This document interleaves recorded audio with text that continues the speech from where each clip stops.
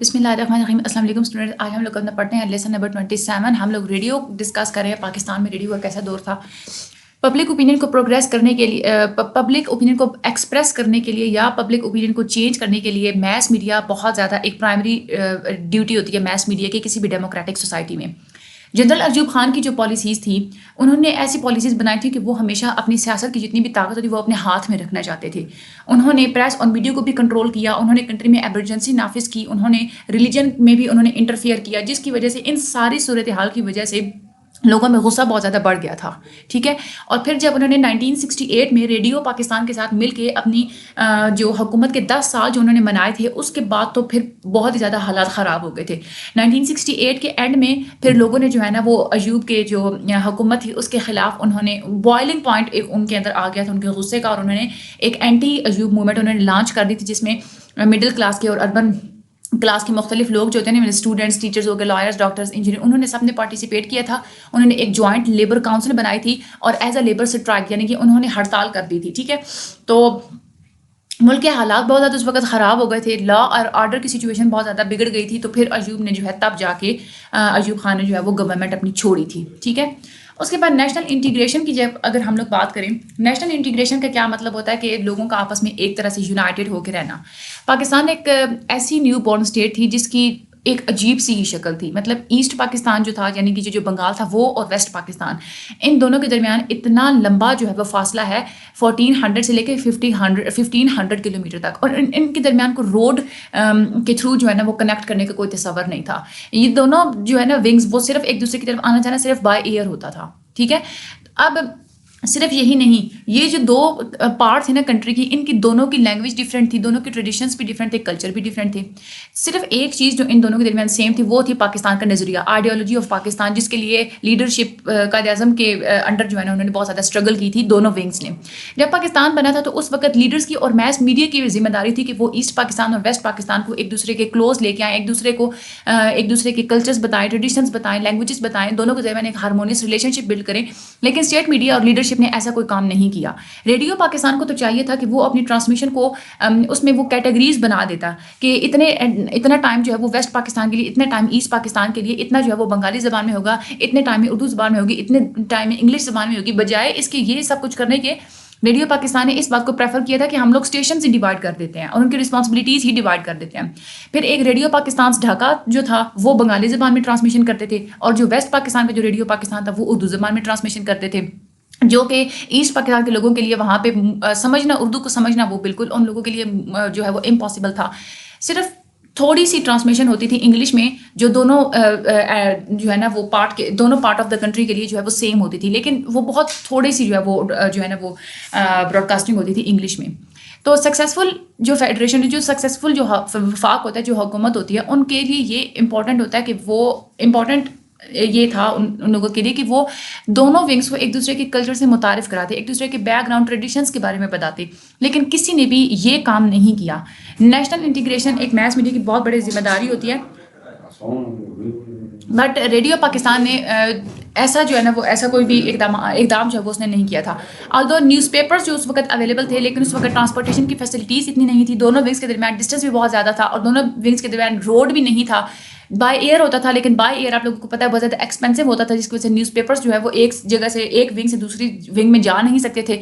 صرف ریڈیو ہی ایک ایسا میڈیم تھا اس وقت اویلیبل جو یہ کام کر سکتا تھا، لیکن ریڈیو نے جو ہے نا وہ یہ جاب صحیح طریقے سے نہیں کی.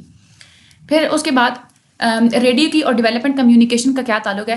یونیسکو نے یہ جو سجیسٹ کیا تھا نا، جب کہ بڑے لیول پہ جب میس میڈیا کو یوز کر کے ڈیولپمنٹ پرپسز کو پورا کرنے کے لیے یونیسکو نے کہا تھا کہ جتنے بھی انڈر ڈیولپڈ کنٹریز ہیں ان میں ہم لوگوں نے ڈیولپمنٹ کے پرپسز جو ہیں، ڈیولپمنٹ کے پروگرامس ہم لوگوں نے انٹروڈیوس کروانے ہیں. تو اس وقت جو میڈیم چوز کیا گیا تھا وہ ریڈیو تھا، کیونکہ ڈیولپنگ کنٹریز میں ریڈیو ہی بیسٹ ہوتا ہے. تو یونیسکو نے مختلف قسم کے نیشنز کو جوائن کیا تھا، ان لوگوں کو انہوں نے انوائٹ کیا تھا کہ سارے جو ہے نا وہ مل کے جو ہے نا وہ ایک ٹیکنالوجیکل ایڈوانسمنٹ کی طرف اور ایک مورل پوٹینشیل کی طرف جو ہے نا وہ آئیں، اور مل کے جو ہے نا وہ لٹریسی ریٹ کو پوری دنیا میں بڑھائیں.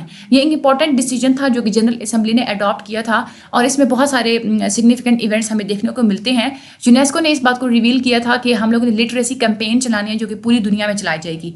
تو دو یو این ریجنل باڈیز تھیں، اکنامک کمیشن ہوئے تھے افریقہ کے لیے، ایشیا کے لیے اور فار ایسٹ کے لیے، جس میں ایڈس ابابا فروری میں جو ہے وہ ملے تھے، اور تہران کے ساتھ جو ہے نا وہ اکنامک کمیشن وہ مارچ میں ملا تھا. اور وہاں پہ بھی یہی ریزولوشنس اڈاپٹ کی گئی تھی. گورنمنٹ یہ ان دونوں ریجنس کی جو گورنمنٹ تھی ان کو یہی کہا گیا تھا کہ آپ جو اڈلٹ لٹریسی پروگرامز ہوتے ہیں اس کو آپ لوگ اپنے ڈیولپمنٹ کے جو نیشنل پلانز ہوتے ہیں، ایجوکیشن پلانز جو ہوتے ہیں ڈیولپمنٹ کے، اس میں آپ لوگ انٹروڈیوس کروائیں. پھر اس کے بعد ریجنل کانفرنسز ہوئی تھی ایشیا کی بھی اور عرب ممالک کے ساتھ بھی. ایشیا کے ساتھ بینکاک میں ہوئی تھی فروری میں، اور عرب ممالک کے ساتھ مارچ میں ہوئی تھی، الجائرس میں ہوئی تھی. اس وقت بھی دونوں کو یہی بتایا گیا تھا امپورٹنس آف لٹریسی کے بارے میں. ٹھیک ہے. اس کے بعد پاکستان آپ لوگوں کو پتہ ہے کہ ایگریکلچر کنٹری ہے. آج کل جو ہے نا ایک مشینی دور ہو رہا ہے، میکنائزڈ فارمنگ، یعنی کہ جو بھی فارمنگ کھیتی باڑی ہوتی ہے وہ مشینوں کے تھرو ہی ہوتی ہے. تو ریڈیو جو ہے نا وہ ہمیشہ بہت زیادہ ہیلپ فل رہا ہے کہ دور دراز کے علاقوں میں انفارمیشن پہنچانے کے لیے، کہ ماڈرن فارمنگ کے بارے میں لوگوں کو اویئر کرنا، اور over all development agriculture sector میں جتنی بھی ڈیولپمنٹ ہوتی ہے اس کے لیے ریڈیو نے بہت زیادہ کام کیا ہے. جاپان نے جب ٹرانزسٹر ریڈیو انٹروڈیوس کروایا تھا 1950 میں، تو اس کے بعد تو یہ ریڈیو بہت چھوٹے چھوٹے سائزز میں بھی اویلیبل تھا. بہت سارے کیسز میں ایسا، یہ جو جاپان کا جو ریڈیو ہے نا یہ صرف ایک سیل پہ چلتا ہے. جب ٹرانزسٹر ریڈیو جب انوینٹ ہوا تھا تو اس کے بعد تو پھر ڈیولپمنٹ پرپسز کے لیے میس کمیونیکیشن بہت زیادہ ایزی ہو گئی تھی. پیپل جو ہے وہ مختلف قسم کے پروگرامس، مختلف قسم کے میسیجز جو ہیں وہ اپنی مقامی لینگویجز میں جو ہے وہ پہنچانا ان کے لیے آسان ہو گیا تھا.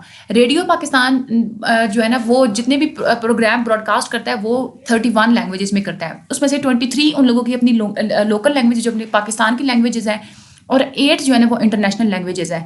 ٹوٹل براڈ کاسٹ آور جو ہے پاکستان کے وہ ہیں 400. ٹھیک ہے. اگر ان 400 آورس کو بہت پراپرلی یوز کیا جائے تو یہ بھی ٹائم بہت کافی ہے.